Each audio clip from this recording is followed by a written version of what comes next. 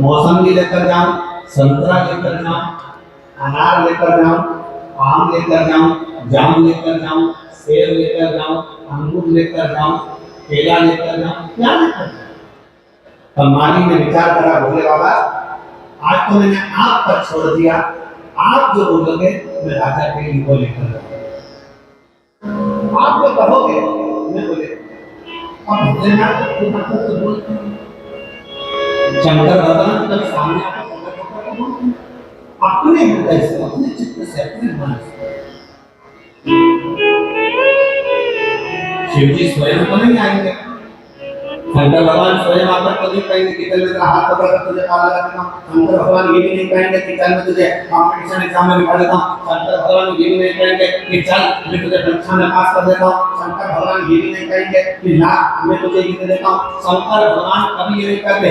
शिव महापुराण की 24,000 श्लोक की शिव महापुराण की कथा करती है। शंकर भगवान प्रत्येक मनुष्य को ये प्रेरणा देते हैं कि जितनी तुम मेहनत कर रहे हो, जितना तुम आराधना कर रहे हो, जितना तुम कर्म कर रहे हो, अपनी मेहनत को 4 गुना बढ़ाओ, अपनी विद्याध्ययन को 4 गुना बढ़ाओ, अपनी लगन को 4 गुना बढ़ाओ, अपनी मेहनत को 4 गुना बढ़ाओ। और 4 गुना बढ़ाने के बाद शंकर के मंदिर में एक बेलपत्री का शहद लगाकर शंकर को समर्पित कर बाबा का स्मरण कर जाओगे तो ये पक्का है कि अपनी सफलता जरूर मिलेगी। फल राजा के पास लेकर जाओ। अंदर मन में से शंकर आपके दिल में बसा है, शिव आपके मन में बसा है, शंकर आपकी चित्त वृत्ति में बसा है, मेरा भोले बाबा आपके हृदय में बसा है। मेरे शंकर भगवान ने अपने हृदय की आवाज से कह दिया कि आज टोकरी में फल में अंगूर लेकर चलेगा। और माली ने सोचा नारियल तोड़ने में समय लगेगा, माली ने सोचा संतरा तोड़ने में समय लगेगा। अरे एक मिनट, मैं कैलाश नगर फिरोजाबाद उत्तर प्रदेश की रहने वाली हूँ। मैं अपने पति के लिए यहाँ पर आई हूँ। जुलाई 2024 को मेरे पति के पेट की आंतों में संक्रमण हो गया, उसकी तबीयत ज्यादा खराब हो गई। हमारे पास पैसा नहीं था कि हम सिविल हॉस्पिटल में इलाज करा सके। संक्रमण आंतों में इतना फैल गया कि उसके मुख से और टॉयलेट की जगह से, पेट की जगह से ब्लड आने लगा। मुख में से लगातार खून बहना चालू हुआ और यूरिन और लेटरिन से भी ब्लड जाना प्रारंभ हो गया। डॉक्टर को दिखाने के लिए हम आगरा चले गए, फिरोजाबाद दिखाया, आगरा दिखाया, लखनऊ दिखाया, जयपुर भी हम उसको लेकर चले गए। आखिरी में डॉक्टरों ने उनको झेला नहीं और कह दिया कि अंदर इतना संक्रमण फैल गया है, कुछ गांठें शरीर के अंदर हो गई हैं, आप इनको दिल्ली के एम्स हॉस्पिटल में।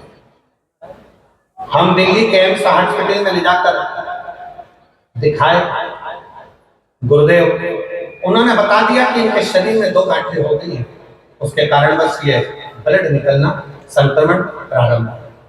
तब हमारे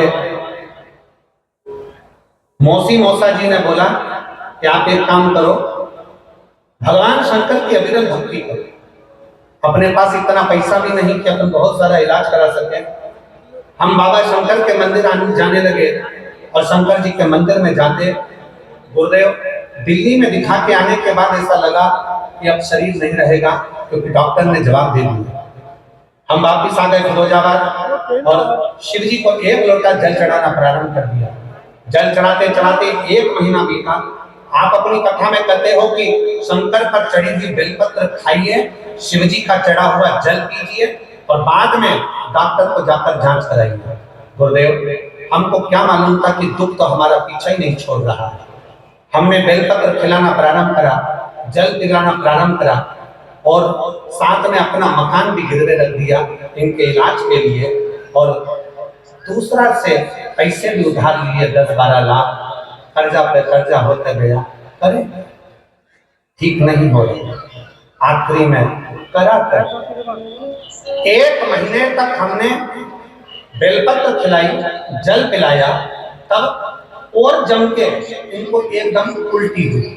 उल्टी होते से हम लेकर फिर दिल्ली भागे और दिल्ली में जब जांच करी तो जांच में आया कि इनके पेट में जो आंत के अंदर गठाने हो गई थी, वो गठाने पूरी की पूरी खत्म होकर उल्टी के माध्यम से बाहर निकल गई। हम डॉक्टर हमसे कहने लगे, हमें समझ में नहीं आया। दिल्ली के एम्स डॉक्टर कहते हैं कि आपने कहीं और भी इलाज करवाया? तो हमने डॉक्टर से कहा नहीं, हम 1 बजे कथा आती है आस्था चैनल पर, वो सुनते हैं और शंकर का चढ़ा हुआ जल फोन लगा दो तो उत्तर प्रदेश की पुलिस आपके सामने खड़ी है।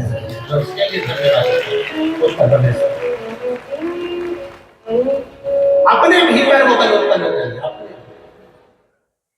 जो महापुराण की कथा कहती है शंकर के मंदिर की, और बल्कि तीसरे से कहते थे जाना मत, क्यों जा रहे हो, फालतू का समय बर्बाद कर रहे हो, क्यों